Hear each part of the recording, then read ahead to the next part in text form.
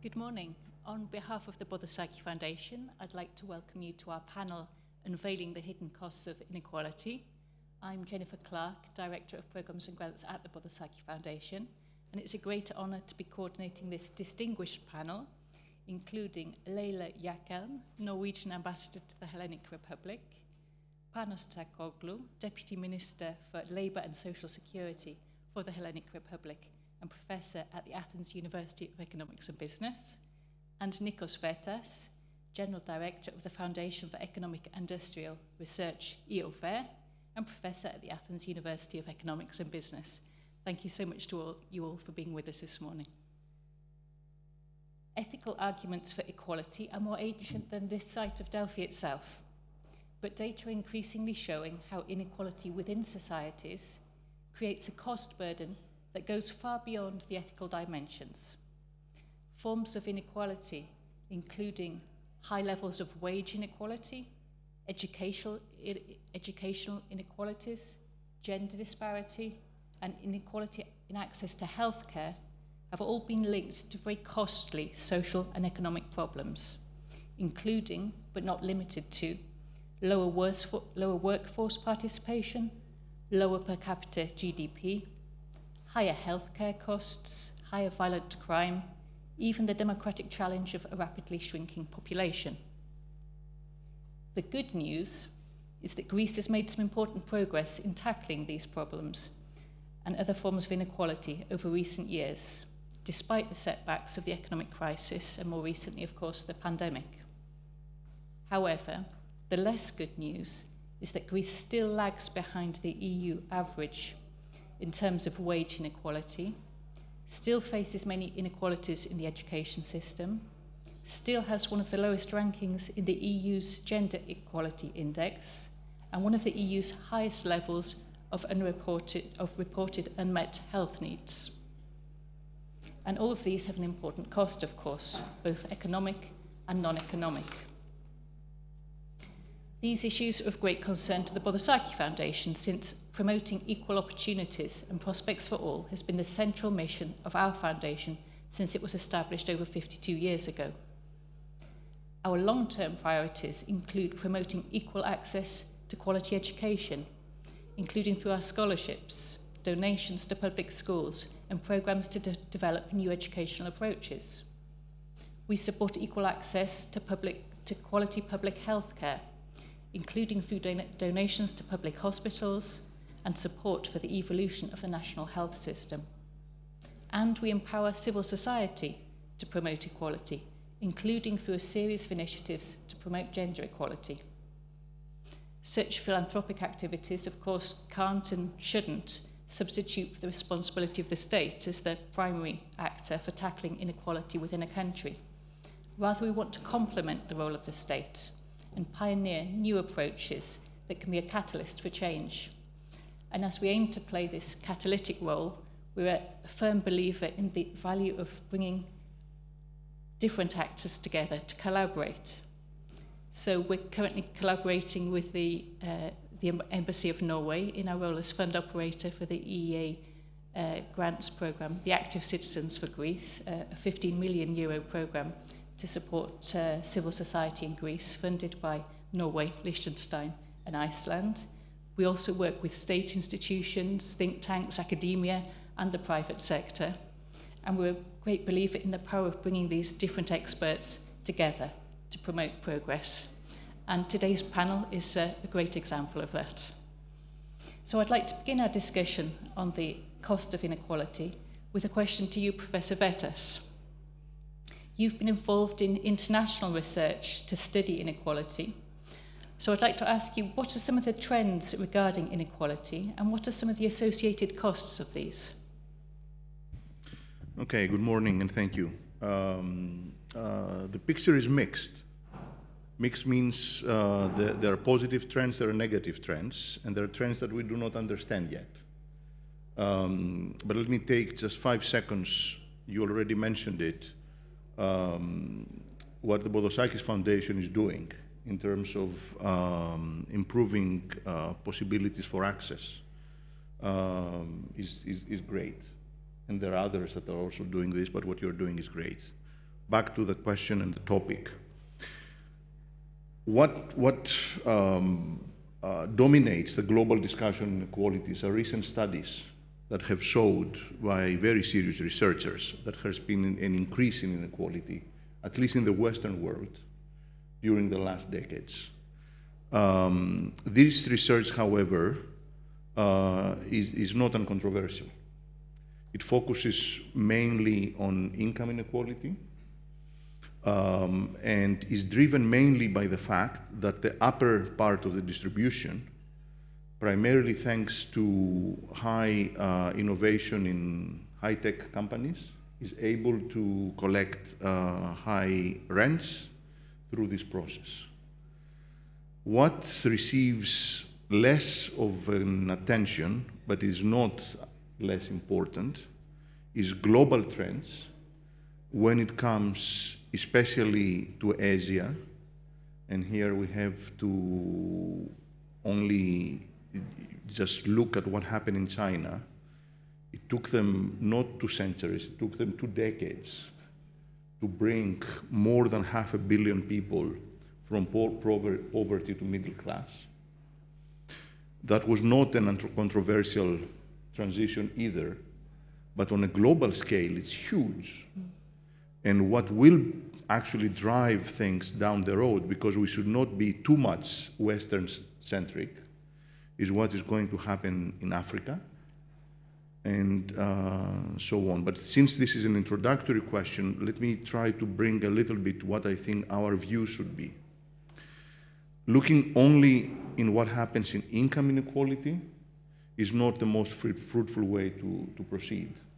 In fact, in a study where we contributed as AUEB, what is called the Deaton Review, organized by the Institute for Fiscal Studies in London, and we are doing the Greek part, we have noticed that during the last several years, there has been, as measured by the standard metrics, like the Gini coefficient and things like that, inequality in Greece is diminishing. But we do have concerns about this access aspect. And there is the issue of, which is tied with social mobility. Access to education, and increasingly more access to healthcare. Let me just take half a minute and then I'm done. But this is where I think we should put our finger. Because access to education, and this is not just university, more and more research, for instance, shows that even preschool, the preschool system is crucial for the development of the brain of what eventually will become an adult. So access to such systems, of course, in primary education, scholarships to excel later, the fact that more and more youngsters will not just need access to knowledge that is superficial or information, but deep knowledge that will be able to connect with artificial intelligence. It used to be enough the last 40 years to have some education. Now you have to have super education and access to that. And healthcare becomes increasingly important as we live longer lives. And at least in the Western world, the part of the population that will be at very high age is going to be increasingly large. So all of these are trends that we have to see along with what happens with the income distributions. Thank you so much for that perfect introduction. And I'm glad you mentioned the AUEB study, because I've seen it, and I remember one of the facts I found really striking was the cost of access to education, because although in Greece we have free access, of course, to the public education system, there was a very striking statistic in your study that even in the height of the crisis, households with school children were spending over 900 million euros per year on supplementary education classes, and that's excluding the cost of private tuition fees, I understand, which obviously creates important barriers in terms of socio-economic barriers to education.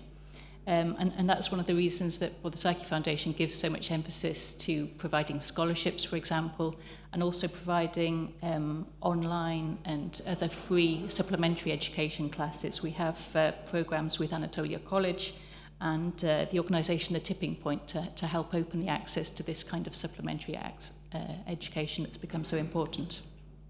So I'd like to move to you, Minister Tsakloglou.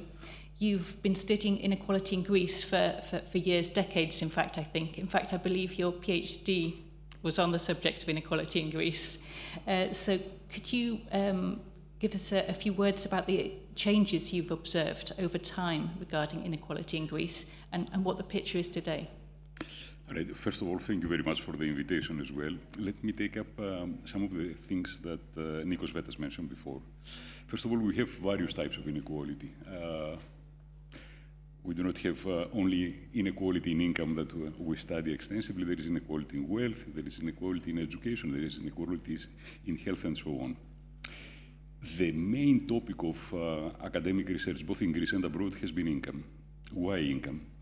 I have the feeling for two reasons. First of all, income gives us an indication of the ability we have to achieve a certain welfare level. The second is that all these types of inequalities that I mentioned before are somehow income related.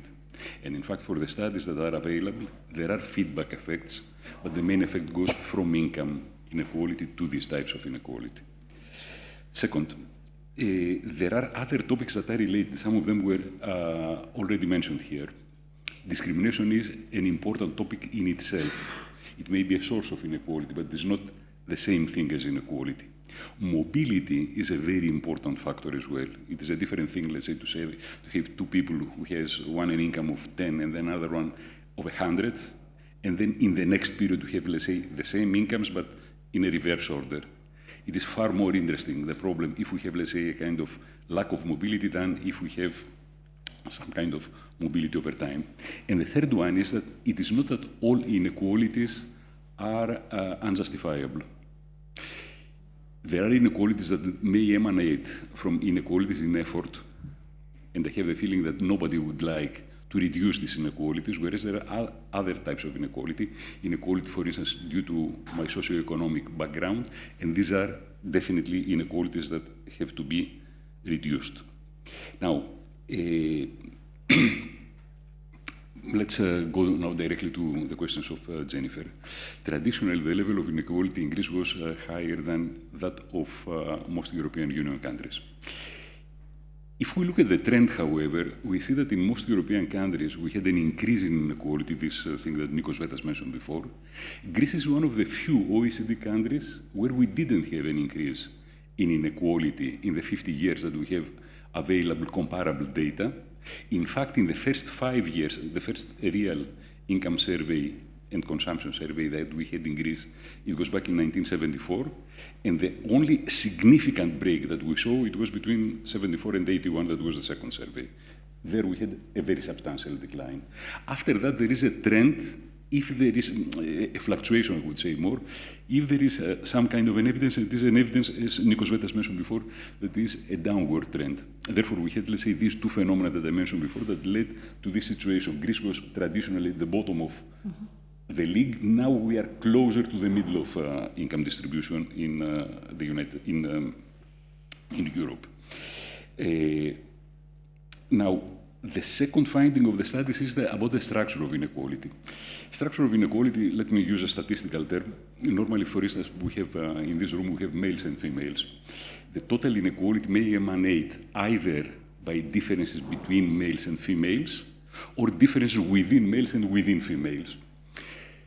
In the rhetoric, in the political rhetoric in Greece, more in the past, less now, Greece is depicted as a country that has, let's say, very important either class or regional or other types of inequalities and so on. Scientific research goes to exactly the opposite direction. Inequality in Greece, even when partitioning the population by several factors simultaneously, emanates primarily from inequalities within these groups, rather than between these groups that I mentioned before. If there is one factor that stands out of all the others as the determinant of inequality, it is education. And education, I mean, your educational level is a very good predictor of your income, and as a result is related to income inequality. Then, inequality, let's make this thing clear, is about relativities. It is not about absolute levels. Therefore, in several instances, people are confusing what happened during the time of the crisis, and Greece's crisis was an extremely deep crisis. It is something that no other OECD country has experienced in the post-war period. Decline in GDP of 26-27%, unemployment reached to almost 20%, and most of all the studies that I mentioned before are studies of disposable income, peak to bottom. Disposable income in Greece, because a large part of the effort was done through tax increases, declined by almost 44%. Nevertheless, inequality did not rise very substantially. Relative poverty did not rise very substantially. What rose very substantially was absolute poverty, poverty with a fixed line throughout. I'd better, I used my time, I'd better stop here and we'll come back discuss about policies later in the panel. Thank you so much. Fascinating insights and interesting that, again, we come back to the importance of education and how that's linked with poverty and income.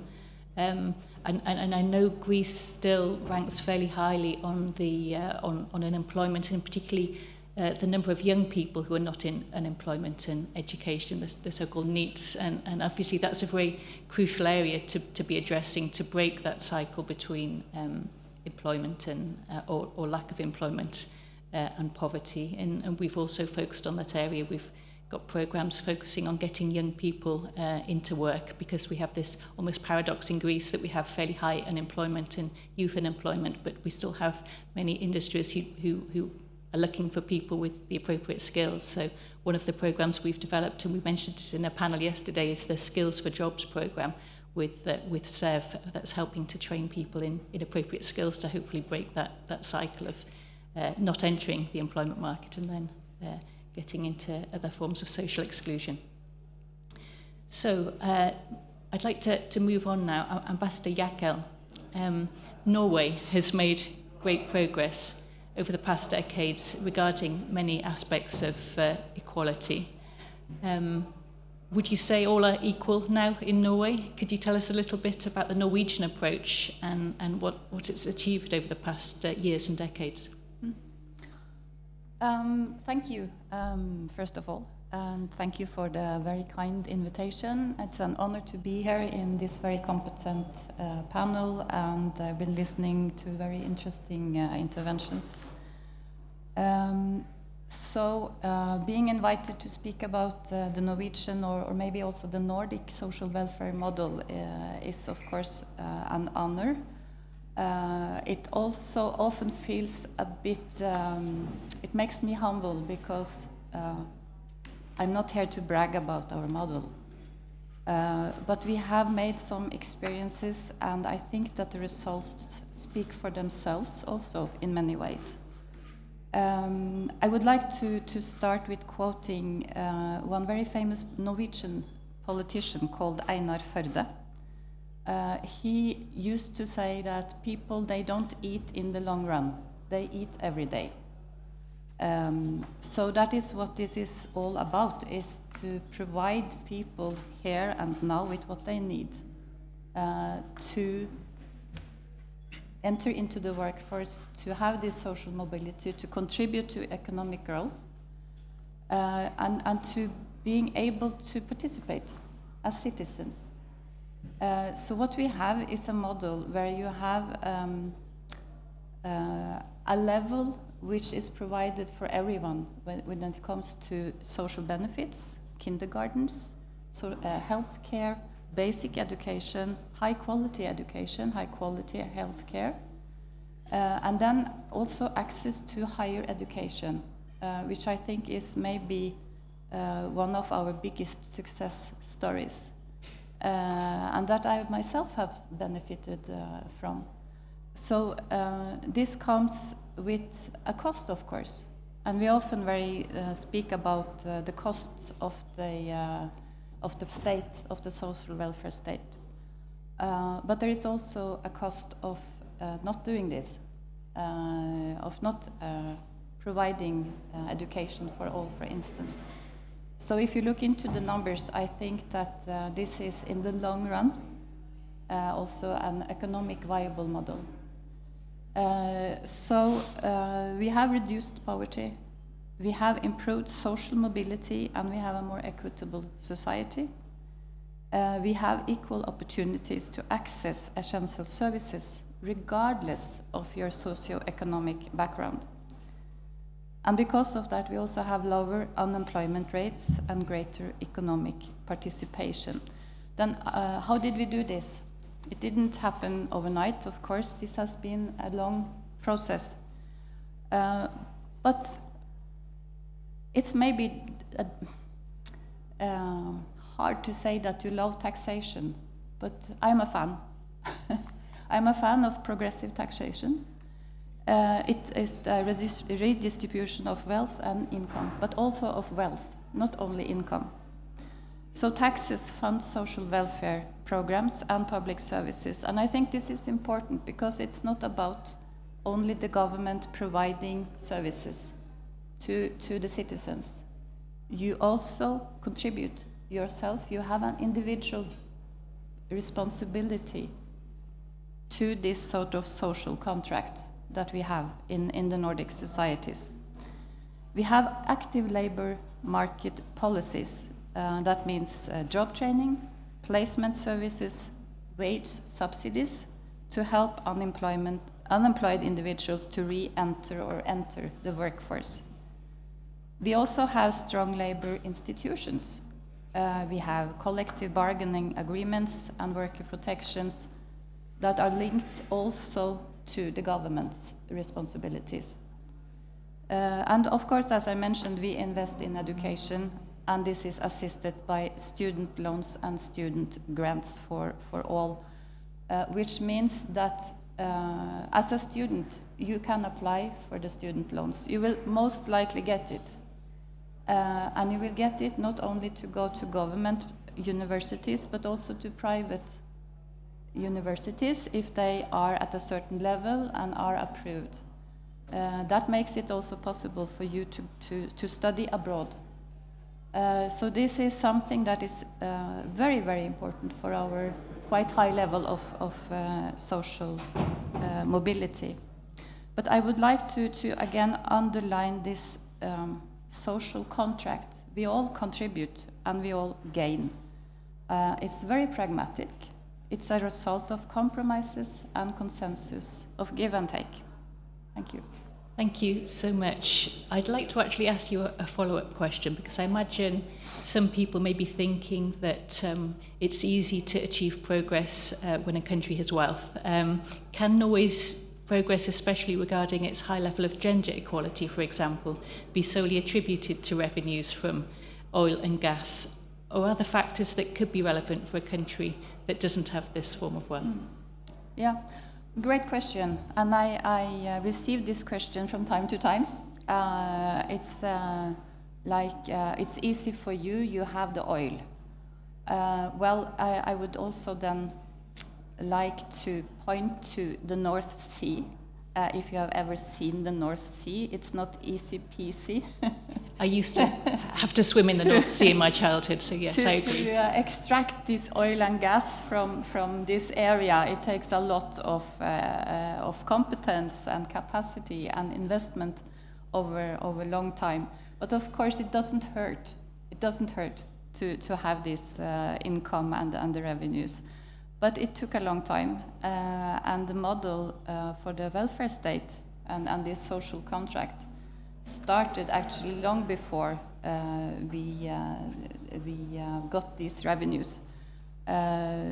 We started in actually at the end of the 1800s, then gradually built upon different laws.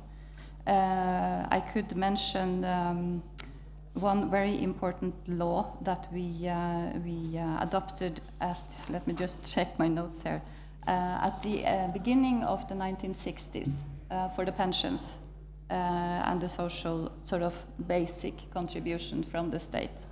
That was far long before we discovered this oil and gas. And then we gradually introduced universal social security and pensions over time. It's a combination, this model. It's a combination of progressive law and legislation, driven by a commitment to equality, but also a commitment to gender equality. And why gender equality? Why is that so important? It's important because then women are able to participate, because this was about women. It was about women being able to participate in the labor market. Then also the economy grow. Taxes increased. So it's also good for the economy. We have a robust social welfare system, and that system provides more equal opportunities, not totally 100% equality. And this also started long before us having the revenues from oil and gas. It's about the level. The level increases, but the redistribution and this social contract can be there anyway. In addition to that, I would like to mention also the commitment from the civil society and from the different groups in society that has worked hard and done a lot of advocacy to hold the government accountable. So it's not only about sort of this very generous government giving away a lot of money to its people. It's something that has also been advocated from the society itself. And then I think also there's some, culture. It's a quite egalitarian society for many, many hundred years. So that also is maybe easier for us. Thank you. Thank you. It's fascinating to hear the insights from that experience and what we can draw on in Greece. And I'm glad you mentioned the role of civil society. I know Norway is a great advocate for the role of civil society, and the Active Citizens Fund, which is supported by Norway, Liechtenstein and Iceland, is supporting Greek civil society through a grant of 15 million euros. We have 128 projects that are managed through that programme that Bodossaki Foundation plays a role in, together with Solidarity Now. And 20 of those are actually addressing the issue of gender equality in Greece and hopefully beginning to push things forward. I'd like to return now to the Greek case study. Minister Tsakloglou, what policies have been adopted over recent years to reduce inequalities in Greece? Greece is using the standard type of policies that are used by all developed countries. There are, let's say, first of all, in monetary terms, we have taxation, we have benefits. Taxation in Greece, we have both direct taxation and indirect taxation. Direct taxation is taxation both in our incomes, and for some years now, we have taxation on property as well. Indirect taxation is taxation in consumption, environmental taxes, and so on. In comparison to other European countries, we have a relatively more importance placed on indirect taxation rather than direct taxation.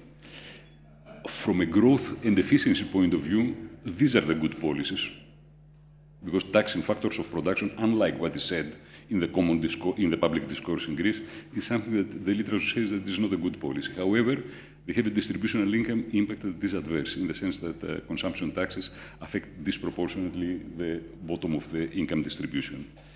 Now, the problem we have with taxation is tax evasion. Tax evasion is something that is both leads to several inefficiencies in the society and obvious inequities as well.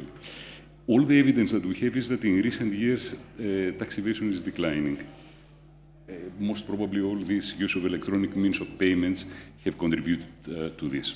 Regarding benefits, the level of benefits in Greece, the level of social spending in Greece traditionally was below the European average. This changed in the years before the crisis, and this continued unabated even after that. Even now, social spending in Greece is substantially higher than the European average.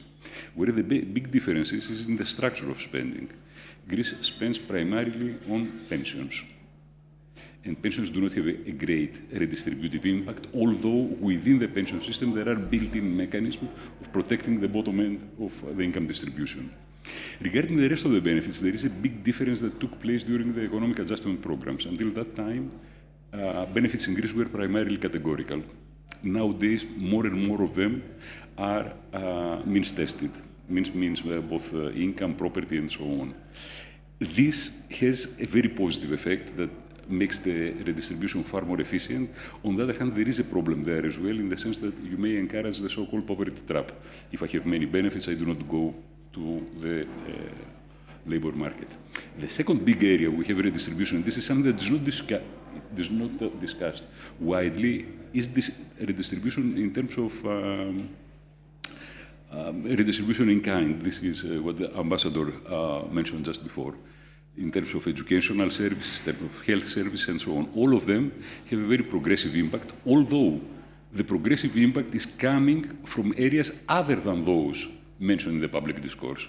In the public discourse, we are talking about the strong progressive redistributive effect of tertiary education. No, this is not true.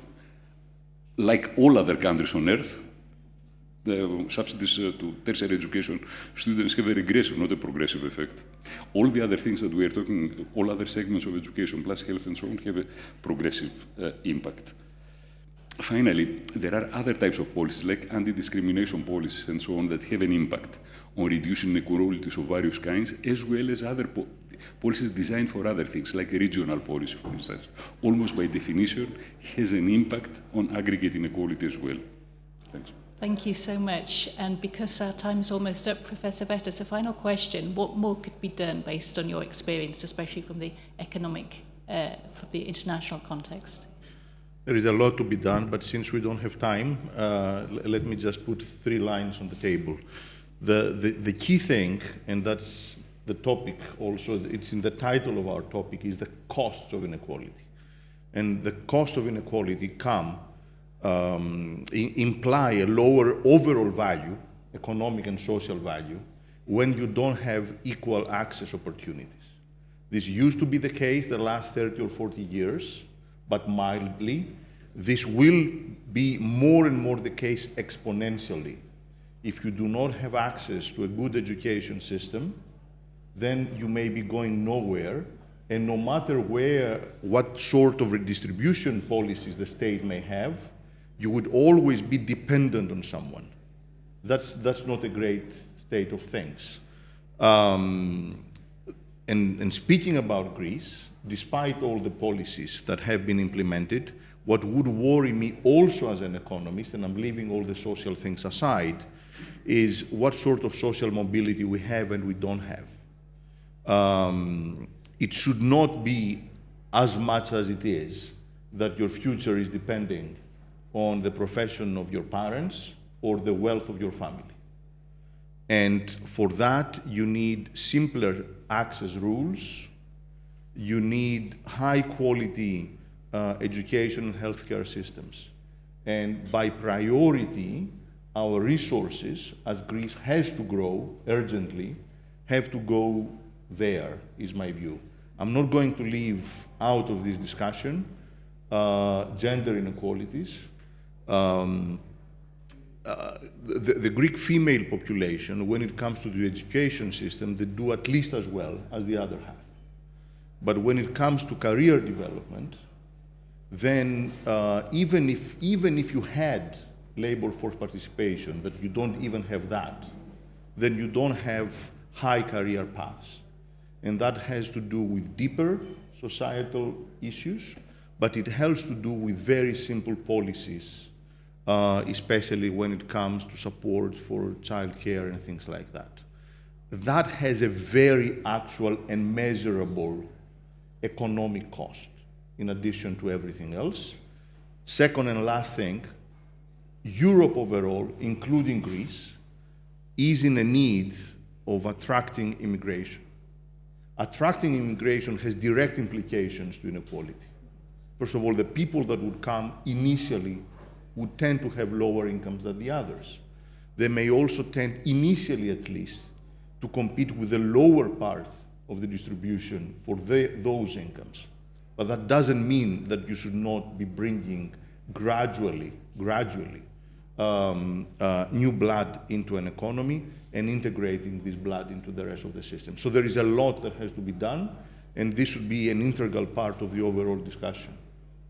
Thank you so much to all of you for your insights. It's a complex topic. We didn't have very long to develop the thoughts here, but I think the question is clear that what we need to be asking is not so much can we afford to tackle inequality, but can we afford not to tackle inequality?